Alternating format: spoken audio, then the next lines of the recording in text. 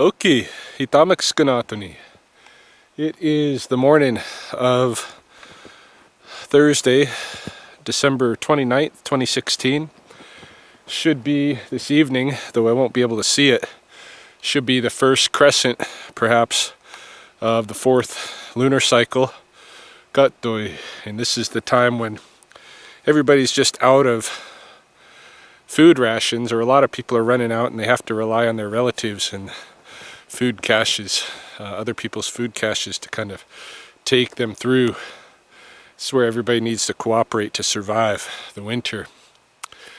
And I'm just out here to stretch my legs. I'm going to go down to Spopikami, see if anything's new.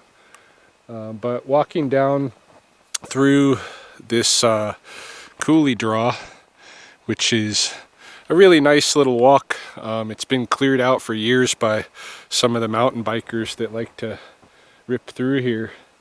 And most of the time when you see a coulee draw like this, it's all thick with brush, so thick that it's almost impenetrable. I've tried to walk up and down them and it's not easy. You really get torn up quite a bit as a human, all awkward in the bush. But this one, having been cleared for the mountain bikers, is nice because it gives you opportunity to walk down through this kind of tunnel down the coulee and see what kind of animals are using the draw. It's mostly what one would expect. Seeing lots of coyote tracks and deer tracks and porcupine tracks. And I'm on the lookout for weasel tracks because I haven't seen any this winter, and that's odd. You know, some winters it seems like we got a lot of weasels and others none. I just come across this on my way. This is a mystery to me. This bush here with these blue berries on them. I don't know what this is. And it's something I haven't noticed before. Given I've only lived up the draw from here for a couple of years now, so this is only my second winter really frequenting this particular draw. And this is not a berry plant that's typical of here. This is something else. They're blueberries, almost looking like a Saskatoon, or, you know, actually when you look at the butt end of it, I don't know if that's going to show up very well, but the butt end of it is kind of the way it's pinched together, or the way it looks kind of pinched together. It's almost like a salal berry from the coast, but it's not a salal berry. The bush here, I don't recognize it. The bark of the bush that it's growing from. I suspect this is some kind of escaped ornamental from the neighborhoods above, but I'm gonna have to figure out what it is. It'll drive me crazy otherwise. Taste wise,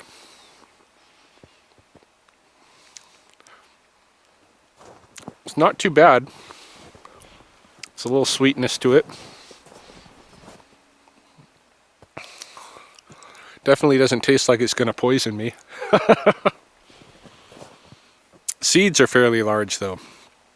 Three seeds. Oh, see if I can show that. 3 fairly large seeds. Almost as large as the seeds in like a hawthorn or something like that. So yeah, I don't know what it is. I'm curious why the birds haven't found it and eaten it yet. If the animals are avoiding it, maybe I should too, I don't know, but it doesn't seem to be a poisonous anything. So, I don't know, gonna have to look it up. Anyway, continue along and see what's new down here. And this, I believe, is left by a coyote, this urine spot here.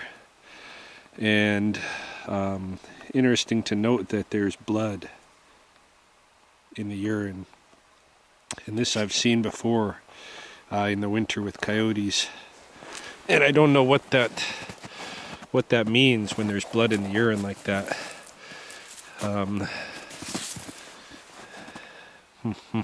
Thought maybe that root was attached, but it's not. But yeah, blood in the urine, something that I've something that I've witnessed before. Maybe something wrong with the coyote's kidneys or something. I don't know. But and I don't know if if that shows up as a symptom of something that bothers coyotes other times of the year, because I always notice it when it's contrasted against the white snow. But something. Yeah, this is the area of the river with the big beaver dam on the oxbow here that had been open exactly one lunar cycle ago, you know, as we were moving into Misamiko Komiatos. It had been open, and I was still seeing the heron here with his partner well into the second winter lunar cycle. Now that water's all closed, and in fact it looks like the only place where there's open water on the river between the high level bridge and Whoop Up Drive right now, here are these couple of small crags right here, right there. I think once I get north of the bridge, that's where we'll see the big opening where there's going to be waterfowl and such. But yeah, everything's pretty iced over here.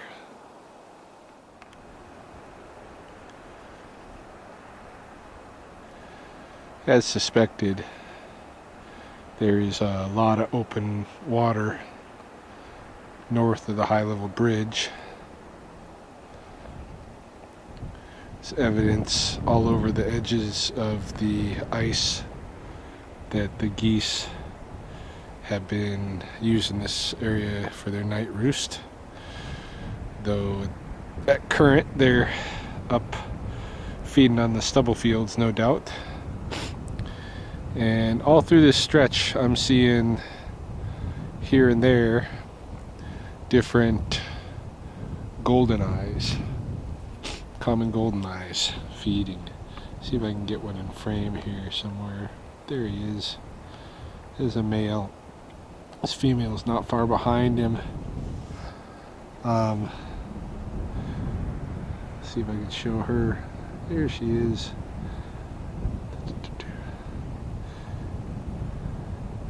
Oh, I think I lost him.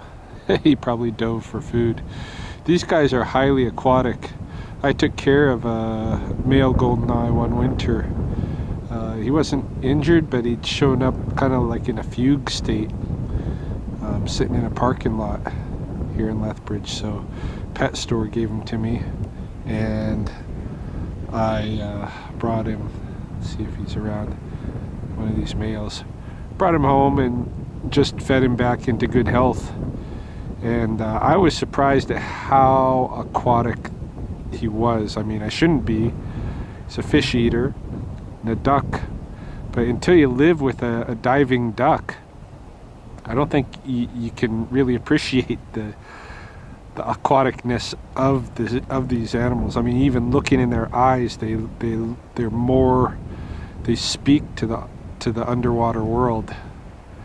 You know that they see things completely different, you know. And then they've got their webbed feet and bills, and the way that they chase the minnows, and it's just,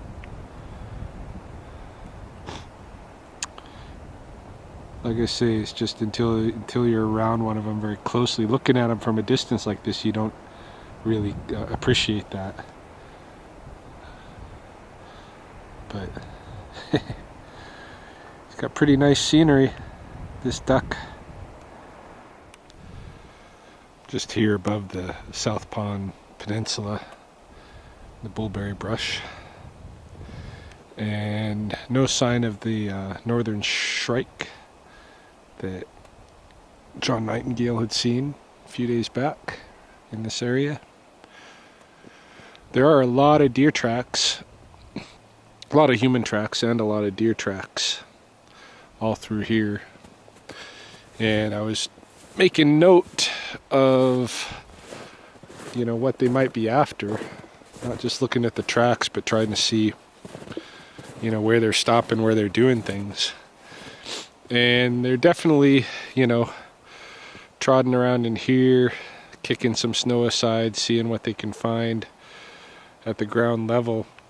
But one thing I noticed here is they seem to have eaten absinthe or wormwood. Hey, there's a stem that's been clipped off right there, and I think there's another right in the right in there. There's another stem, so they ate at least 2. No, I think 3. Look at that. There's this stem here too. So 1, 2, and 3 stems, at least full stems of absinthe, otherwise known as wormwood. And whatever you want to call it, whatever it's named, I don't know what would happen to a human if I was to eat 3 whole stems of absinthe. I think it would clean out my system pretty good, but it might scramble my brain a little bit too. Hard to say, but I just found it interesting that the deer are able to eat it. And that's one of the things, you know, been watching the absinthe all these years, and I know that there's an aphid that loves the absinthe, and that the western thatching ant kind of farms that aphid so it can get the nectar once it's processed through the aphid's body from the absinthe. And then I noticed that there's a spider that sets up its web at the top of the absinthe when the cottonwood trees are spilling their cotton. So it's timed just so that it looks like just a bit of cottonwood seed falling off of the trees, when it's really a little spider's web. These are some of the ecological relationships that I see going on with absinthe. But this is the first time I've found evidence of, you know, an animal like a mammal eating it, so that's pretty neat. You know, walking just a little ways further and thinking about it, it kind of makes sense that the deer might be eating that absinthe, because absinthe is a member of the genus Artemisia, I think, or is it a family? The sages, right? The sages. And there's another plant up on the coulee slopes called winter fat, which is a member of the sage, which retains its greenness all through the year.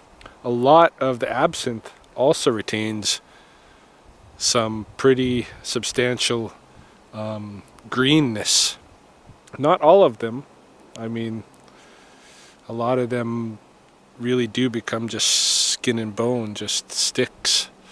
But there are some that really retain their greenness, so maybe that makes sense why the deer are able to eat them. I'm not sure. Here's another area where something's being eaten. This is buckbrush. Like you can see right here, a typical grouping of buckbrush berries. Right, got a couple of them there. But on this plant, those groupings have been stripped down. The leaves have even been pulled off. You know, the stems a lot more than the ones over here. And there's berry evidence, remnant berry evidence here on the ground below the stems. And back that way, there's a lot of mouse tracks. So, adding to the list of animals that eat buckbrush berries, I have now deer and pheasants and mice. I'm here at the duck blind, looking over the wide south pool. Just crossed the ice, which isn't stable. near any of the land bases. But one thing I noticed was here are some evidence of a weasel, I believe. Weasel tracks. You can see right here, compared to the size of my hand, pretty small.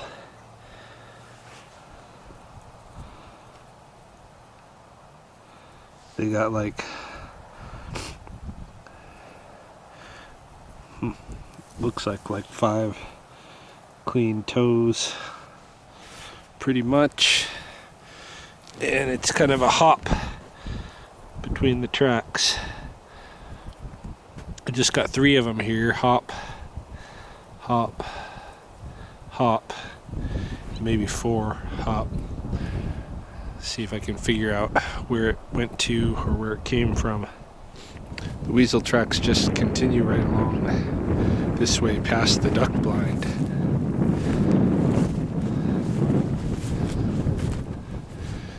They're not fresh.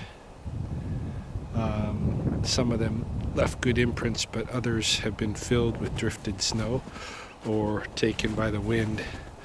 The snow has been fairly compact for the last couple of days now, so these prints could be 2 days old, you know. Comes this way. I might kind of lose him here.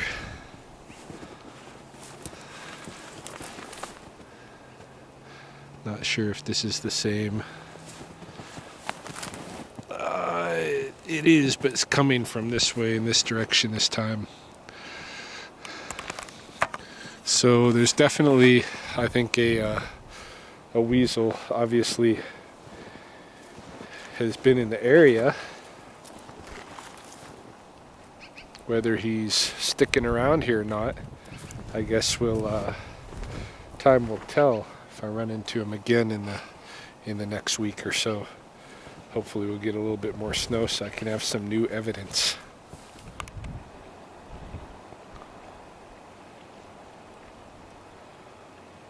It's another male goldeneye. Back on the south side of the high level bridge. Starting to make my way home.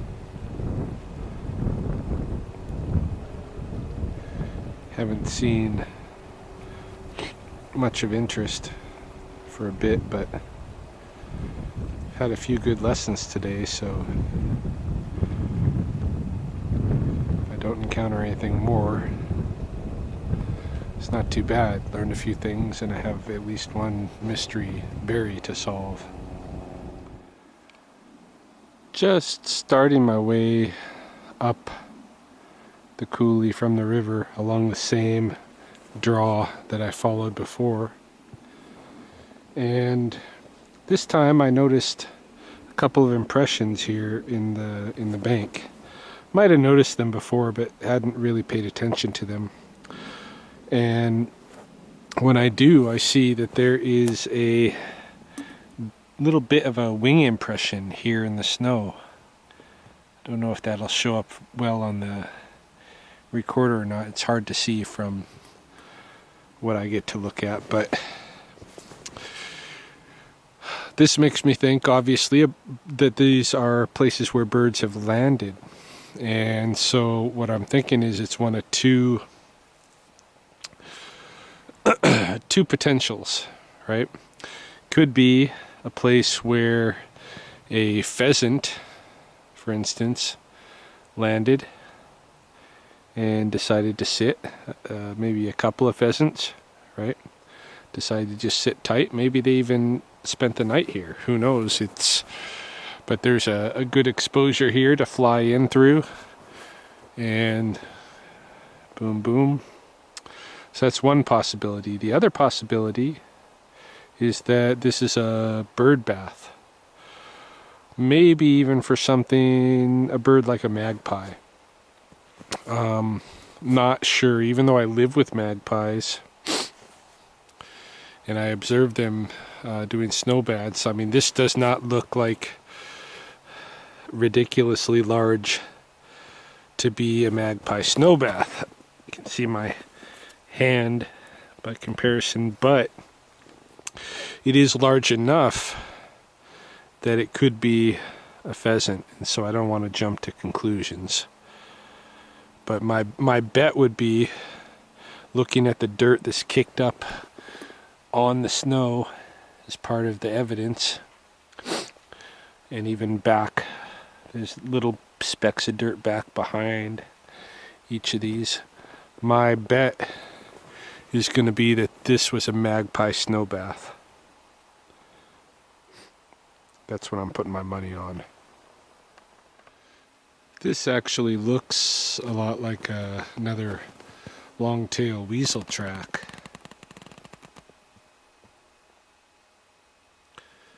Got the hop, hop, hop, hop, hop, hop. I don't know where it goes from there.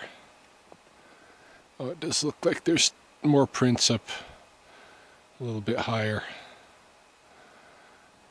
But yeah, I'd say we got a weasel down in here as well. That is what it looks like to me. Almost home now. Going through the neighborhood. And yeah, it looks like that's it for the day, but that's quite a bit of learning. You know? Quite a few little lessons today, so I'm happy about it.